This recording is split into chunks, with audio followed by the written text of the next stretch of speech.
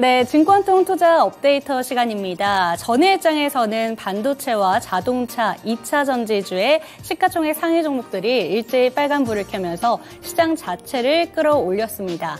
이 증권가에서는 2차 전지에만 시선이 몰렸다면 이제는 다양한 업종으로 시선이 분산되고 있다라는 평가가 나오고 있는데요. 이 수급에서도 이러한 흐름을 포착할 수 있었습니다. 전일장 수급부터 한번 체크해 보시죠.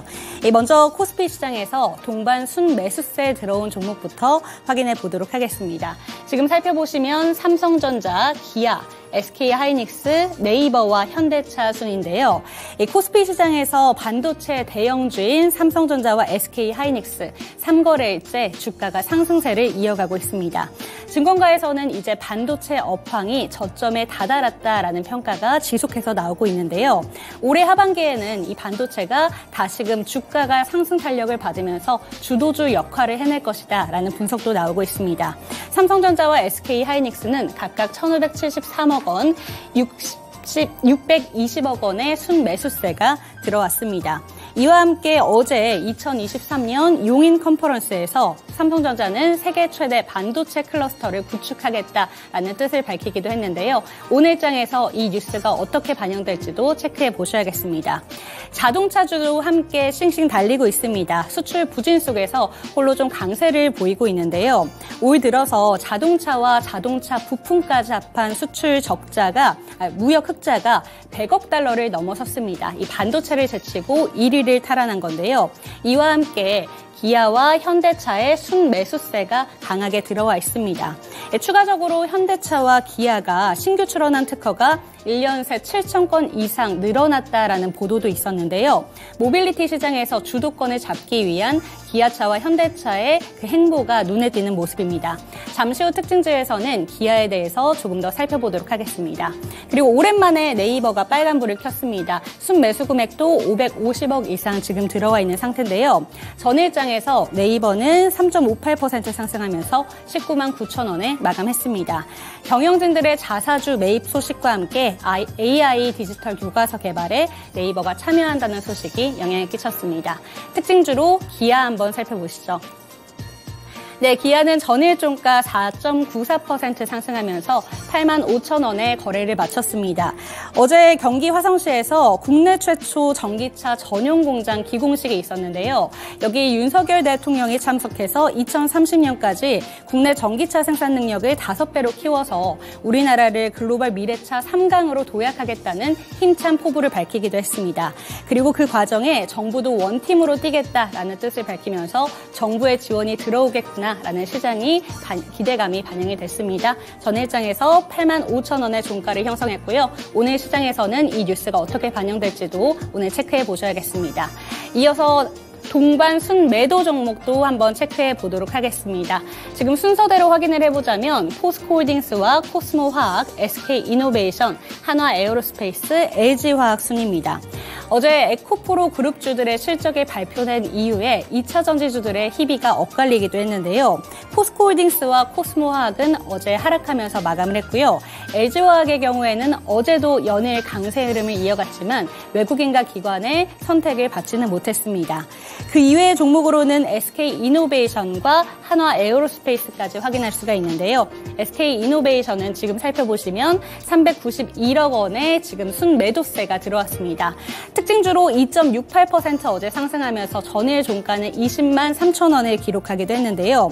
SK이노베이션 같은 경우에는 미래의 IRA 대표 수혜주라는 타이틀과 당장의 사상 최대 적자라는 상반된 타이틀을 갖고 있습니다.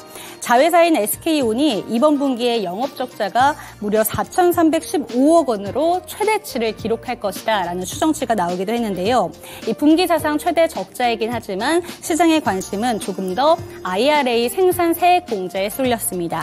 그러면서 주가는 어제 2.68% 강세 흐름을 보여줬습니다. 이번에는 코스닥 시장으로 한번 넘어가 보도록 하겠습니다. 동반 순매수 종목부터 체크해 보시죠. 셀트리온 헬스케어, LNF, 모트렉스, 주성 엔지니어링, 우리기술 투자순입니다. 네, 지금 LNF를 제외하고는 어제 상승하면서 모두 마감을 한 종목들인데요. 비수기임에도 불구하고 견조한 실적을 자랑하고 있는 셀트리온 헬스케어가 전일장에서 3.56% 상승했고요. 지금 총 순매수 금액이 226억 원이 들어와 있습니다. 네, 특징주로는 주성 엔지니어링 한번 살펴보도록 하겠습니다. 주성 엔지니어링의 주가가 3일 연속 지금 강세를 띠고 있습니다. 글로벌 반도체 업체에 장비 납품을 두고 있다는 기대감이 함께 커지고 있기 때문인데요. 지금 그 내용과 함께 전일장에서 11.50% 상승하면서 전일 종가는 19,100원을 형성했습니다. 네, 동반 순매수, 동반 순매도 종목도 체크해 보시죠. 네, 코스닥 시장에서 동반 팔자세 확인된 종목 체크해 보겠습니다. 에코프로, 에코프로비엠, 나노신소재, HPSP, 레이크 머티리얼즈까지 지금 이름을 올렸는데요. 에코프로 그룹주들의 실적 발표와 함께 이제 주가는 과열되었다라는 내용이 반영된 것 같습니다. 지금 에코프로와 에코프로비엠이 가장 상단에 이름을 올렸는데요. 지금 밑으로는 나노신소재와 HPSP까지 확인하실 수가 있습니다. 그리고 가장 하단에는 황화 리튬을 대량으로 생산할 수 있다는 특허 기술을 보유하고 있다는 소식에 지금 레이크 머티리얼즈가 이름을 올렸는데요. 지금 특징주로 자세히 한번 살펴보도록 하겠습니다. 네, 레이크 머티리얼즈의 주가는 전일장 급등하면서 25.59% 상승한 11,140원의 종가를 형성했습니다. 다만 전일장에서 외국인과 기관은 매도로 그 포지션을 변경했는데요. 이날 레이크 머티리얼즈 같은 경우에는 194억 원 규모의 시설 투자를 결정했다고 공시하면서 주가를 끌어당기기도 했습니다. 네, 이렇게 전일장 수급 체크해봤는데요. 수급 부분에서는 어떤 특징주가 있을지 다올투자증권 이성웅 차장 연결 통해서 이야기 나눠보도록 하겠습니다. 네, 차장님 안녕하세요. 네, 안녕하십니까. 네, 수급적인 부분에서 특징주로 한번 살펴주시죠. LG화학을 좀 봐야 되는 상황인데요. 지금 LG화학 같은 경우에도 어떻게 보면은 2차 전지 어떤 소재주들이 많이 오르고 또 어제도 변동성도 많이 나왔었죠.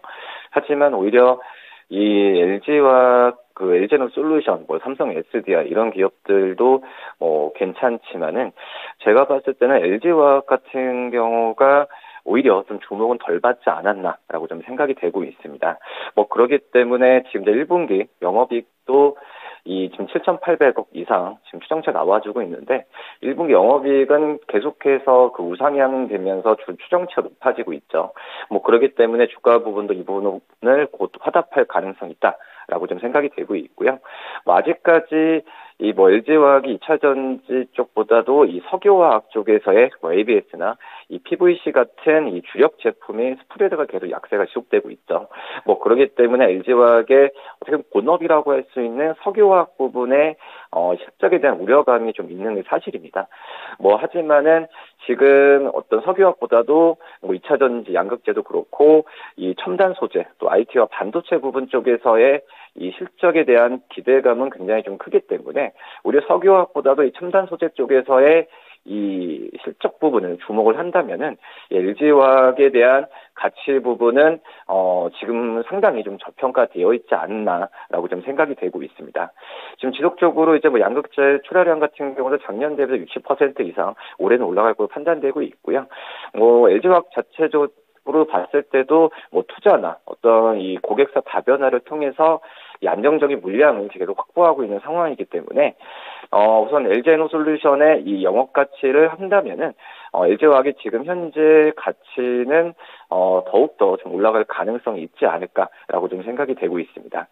그렇기 때문에 물론 이제 석유화학 쪽에서의 어떤 재고 축적이나 이런 부분에 추이를 봐야겠지만 첨단 소재 쪽만 2차 전지 양극재 쪽만 본다고 하면은 충분히 매수 관점 접근해도 괜찮지 않을까 이렇게 판단됩니다.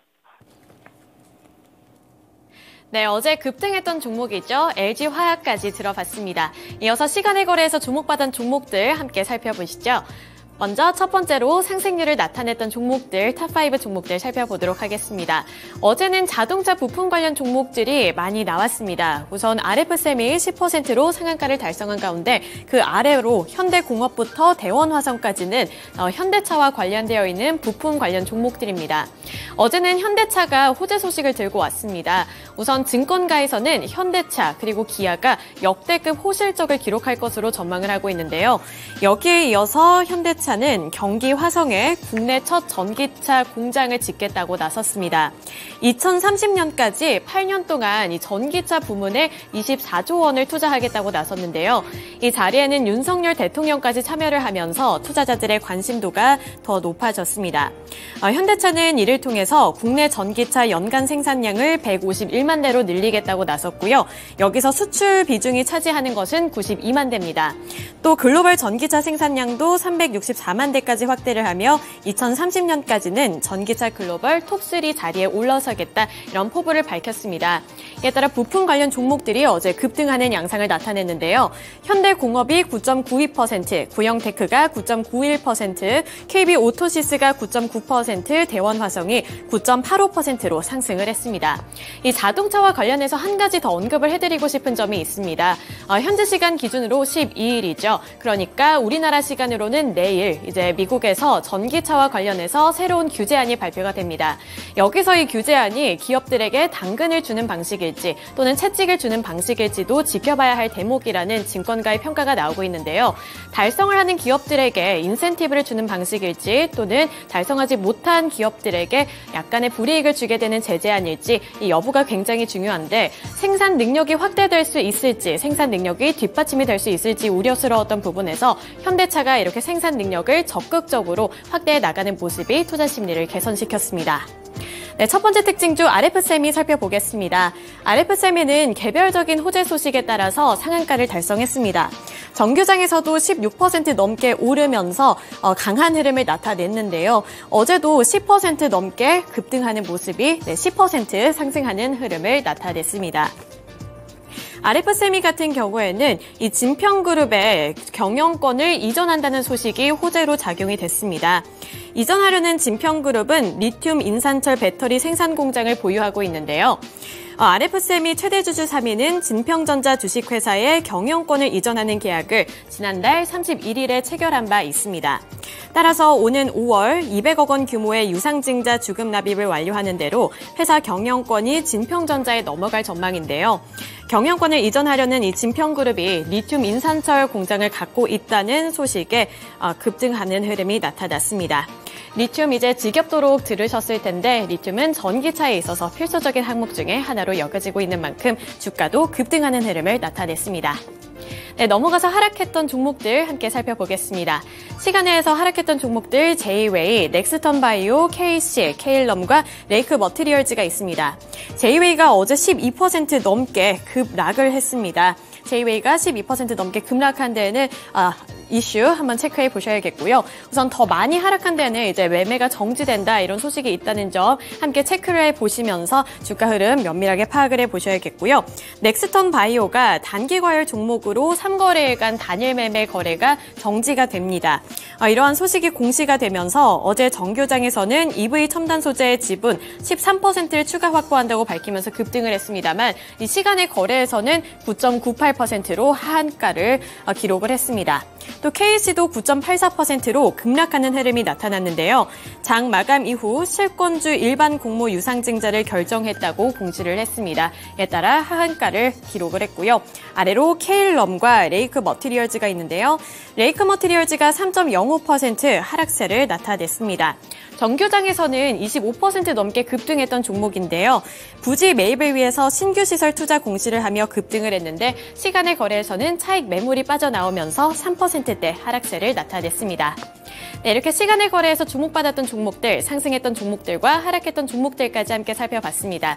어제 시간의 거래에서 주목해보면 좋을 만한 특징주 한 가지 더 들어보겠습니다. 네, 여기서 주목해볼 만한 특징주는 어떤 게 있을까요?